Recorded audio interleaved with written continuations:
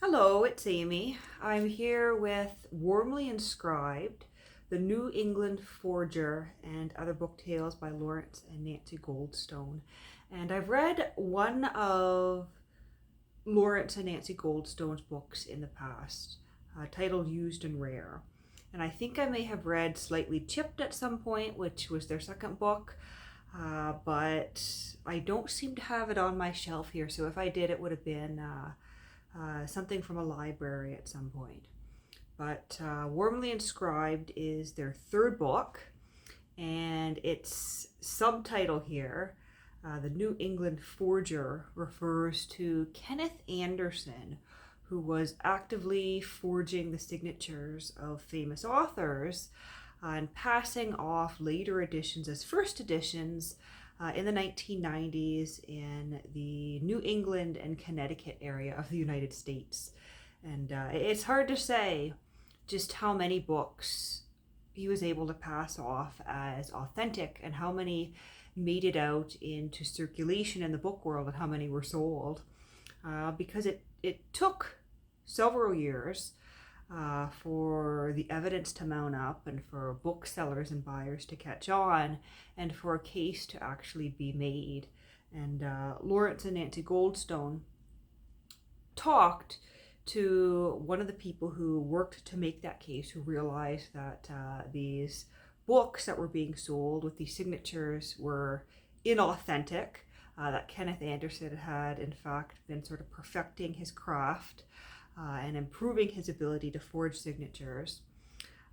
They talked to one of the booksellers who discovered him and who set out to make the legal case, because there is a booksellers association in the United States, and so a number of the members collected this evidence and then went to the authorities. They ended up going to the FBI with this information.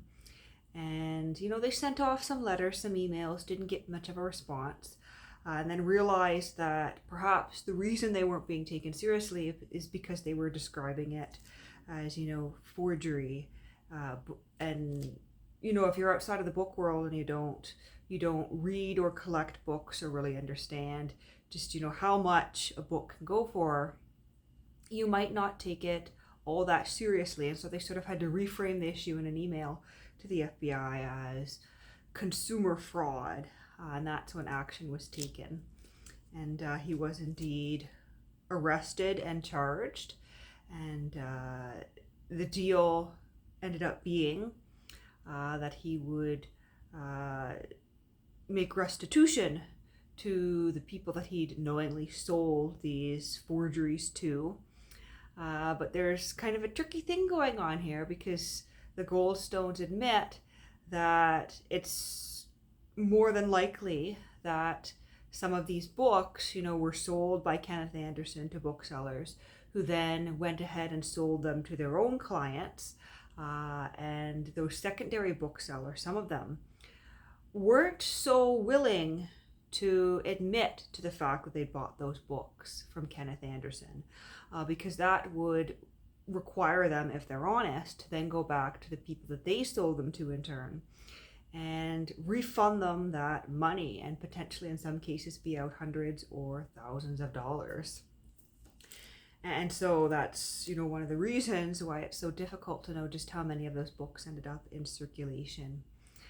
But it's a very interesting story, and it does pose that question as to how many of those autographed and signed books, how many association copies out there, how many authors' copies out there are actually legitimate, and how many of those are forgeries.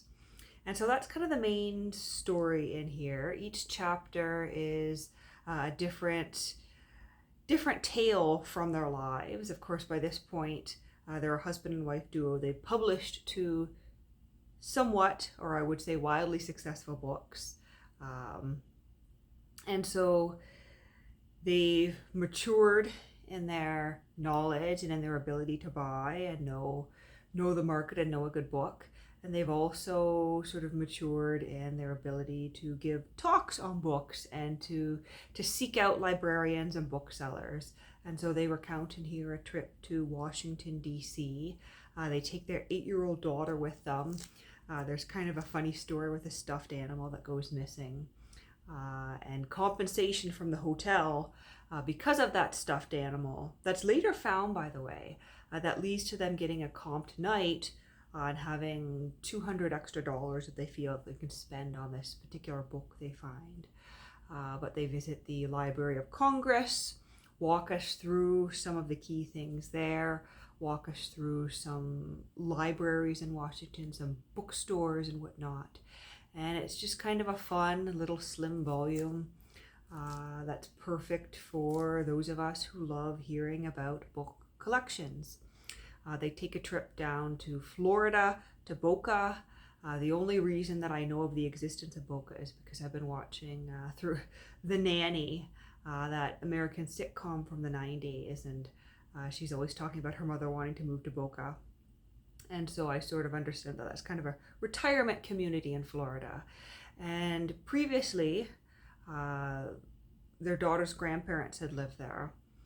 And they had been to visit every once in a while, but they didn't see Boca or that area of Florida as really a place for book collecting at all. But they recount one particular trip when they go to speak at a conference where they discover a book fair in the area and discover that there's actually, or at least around the time when they were there in the late 90s, there was actually a very healthy and thriving used and rare book community there. But that, unlike in larger areas like New York or Boston or DC, you're not necessarily going to have, books in open storefronts for anyone to walk in, open, 5 to 7 days a week. It's not that kind of thing, and so it had been overlooked and they had missed it because, as is, I think, is still often the case, especially in the era of internet book selling. These booksellers were selling out of their homes, and so they recount a couple of instances where they actually, called up these telephone numbers where these shops are by appointment only, and spend a pleasant couple of hours, having coffee, hanging out in people's kitchens and garages before being taken to, an upper level of a house or another part of a house or a structure off of the house, and finding a space absolutely packed full of books, of very expensive and rare books. And, I enjoy reading the Goldstone stuff. Their collecting interests aren't anywhere close to my own interests. They're very much interested in, I guess what you call, modern firsts, that sort of thing. There's mention of first editions of Great Gatsby here. And apparently the first edition of Great Gatsby, in addition to having, a printing error in the book itself, on the first 100 dust jackets, there is an error on the back where a J that should be capitalized is lowercase, and the publisher, and I think it's quite interesting, I don't think this would be done today, it's much simpler to scrap a dust jacket and just reprint it today. But when Great Gatsby was printed, they had 100 of these dust jackets. There was a printer's error where the J was lowercase when it should have been capitalized. And so instead of scrapping them, they paid a calligrapher to come and to, by hand, write over this J to capitalize it. And so that those first 100 dust jackets, the first editions, are worth more than, your other typical first edition, which is also worth quite a lot. That's interesting. Not my area of collecting, not even my area of reading. I am sort of a lifelong hate reader of anything to do with Gatsby or Fitzgerald. I've never liked his writing. No matter how many times I try to read Great Gatsby, I come out of it just, frustrated and annoyed with the whole book every time and wondering why I decided to put myself through that work again. But they talk about that and some of their own collecting interests and how their daughter, interacts with these trips. They take the trip with their 8-year-old daughter to Washington, and they had originally intended to go alone, but they'd taken a previous trip to Washington, not book related, where they'd just done, the typical tourist trap stuff, and they'd taken their daughter with them on that, and their daughter had become convinced that Washington was the best city in the world. And this was news to me, but I guess it's known, or at least in the 90s, it was known for its carousels. And so their daughter wanted to go back and ride these carousels and eat at these bad Italian restaurants and have the spaghetti with the red sauce. And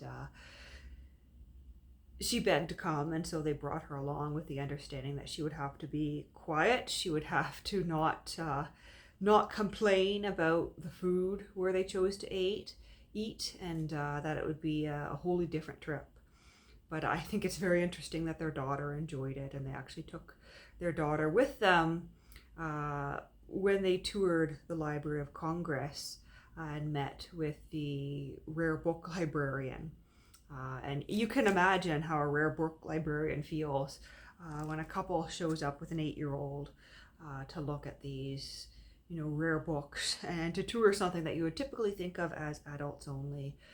But as they recount here, the librarian ended up, midway through the tour explaining things first to their daughter, just because of the interest she took in it. And so we've got the tales of their trips and the tales of the forger and some more exploits in finding books for their own collection. And it's just another great little book of tales of book collecting. I think the only thing in here that is less relevant, and I did kind of skim through this chapter because I thought, okay, this isn't relevant. Discussion of book catalogs.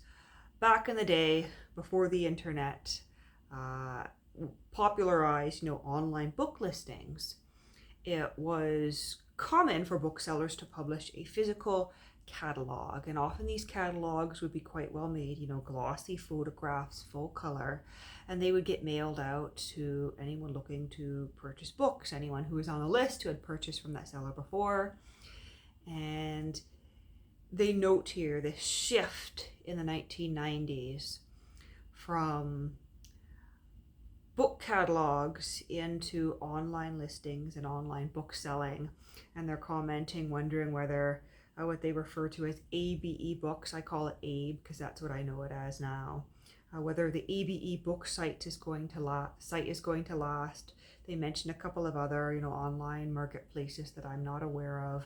The fact that Barnes & Noble, which is the major chain bookstore out of the United States, the fact that Barnes & Noble was selling online, and they mention price discrepancies. And I kind of skimmed that section because it's not so relevant for me today, not so interesting, because I know full well the shift that has happened in how books are sold and how people are buying books, and how we've shifted from that brick and mortar storefront into the online world. And as a buyer of books, I am quite pleased to be living in this era of the 21st century, to be able to find whatever I want from pretty much any store in the English-speaking world, and have it shipped within a matter of days, a matter of weeks, in some cases a matter of months, unfortunately. That's the nature of living in Canada. But to have it shipped to my doorstep with a couple of clicks, and some people would say, it takes the hunt, it takes the mystery, it takes some of that hobby and activity out of book collecting. But for me, I think it's just amazing that I can, find a title in a book I'm reading, immediately look it up, and have, a first edition or any edition really delivered to my doorstep in a matter of days for a reasonable price. Because I certainly didn't have that growing up, small town Ontario. before I had my own credit card, before book selling had, become something popular to do online. To be honest, I didn't have internet in my home growing up, and so it wasn't something that we did. No internet, no credit card, and if I wanted a book, it was the local library, or a couple times a year we'd go into the city and we'd go to the Chapters, which is the chain bookstore in Canada, and you'd get a book, or you'd go to the local thrift shop and find whatever this small Christian community had discarded, and you were really at the mercy of what the people in your community had been reading. Hence, I think why it took me so long into my reading journey to really start reading some of those classics. You had those typical childhood classics, reading fairy tales, and getting your hands on things like Huckleberry Finn and Tom Sawyer, American classics. Some very, very standard classics, some Hemingway, some Alexander Dumas, Jane Eyre, and that sort of thing. But it really took me until I went into the city and went to university and was able to start, having access to a bigger library and having access to the ability to order books online. That's when my reading taste was really able to expand from this very narrow selection of books that was available in a small town. And I think, without the internet, without the ability to order books from anywhere, there wouldn't really be that many options. Of course, my city has a couple of great used bookstores, but I still do the bulk of my buying online. And, you could say, oh, it would be different if people weren't buying online. There would be more bookstores. There'd be more books of the sort available. But it's hard to say, because the bookstores that I shop at have been around for decades at this point, and they've got that nice selection. But as I said, I think the internet and the ability to order online from anywhere in the world is absolutely amazing. And I do find it kind of funny how they're like, well, we're not sure if these websites are going to last, and I can look back at this book 20 years later and say, yep, that's not relevant, but that still is. And so yeah, Lawrence and Nancy Goldstone, another great little volume on book collecting. And I don't think I mentioned here the publication date. So this is from 2001, but they're mainly writing about their experiences in the 1990s. And maybe I'll just mention one more thing here. They have a short chapter at the back that sort of discards from the other chapters. And they do mention that they decided to purchase one of the Kenneth Anderson forgeries, which I think is quite interesting, out of interest, because it almost had become a collector's item in and of itself. It wasn't the real thing. It was a rare book that had been kind of defaced by this forgery, which, theoretically that would reduce its value, and it did. But at the same time, the value was increased for the Goldstones because it was part of this history of forgery. Now, of course, a friend of theirs said to them, well, like, what do you want this for? It's probably not going to be worth much, because of the sheer volume of forgeries that Kenneth Anderson created over his career. They're estimating that, it was somewhere close to a decade that he was doing this. And but I think it's quite interesting that, through forgery, you create almost a collector's item in and of itself. And it would be quite possible for someone to seek out forged works simply for the fact that they're forged. And so I'll leave it at that, and I hope you're all having an excellent Saturday night.